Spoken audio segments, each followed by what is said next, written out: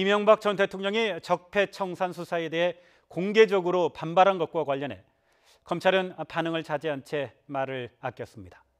하지만 전직 국정원장에 대한 소환 조사에 속도를 내는 등 검찰 수사는 정점을 향해 치닫고 있습니다. 취재 기자 연결합니다. 최두희 기자. 네, 서울중앙지검에 나와 있습니다. 검찰이 아직 별다른 입장을 내놓지는 않고 있는데요. 그만큼 신중해 보이는군요. 네, 그렇습니다. 검찰은 오후에도 공식 입장을 내놓진 않고 있습니다. 검찰 관계자는 이명박 전 대통령의 발언과 관련해서 특별히 할 말이 없다며 말을 아꼈는데요. 검찰은 일단 이 전 대통령 수사에 대해서는 신중한 모습을 보이고 있습니다.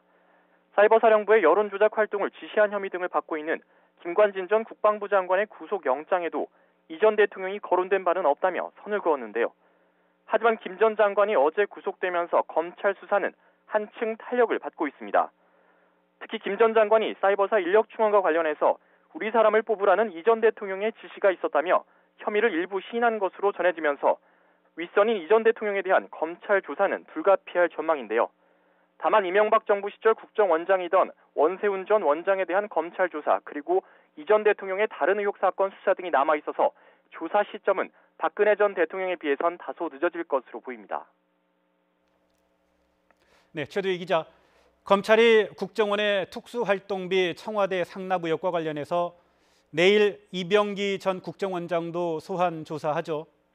네, 그렇습니다. 검찰은 내일 오전 9시 반쯤 이병기 전 국정원장을 피의자 신분으로 소환 조사할 예정입니다.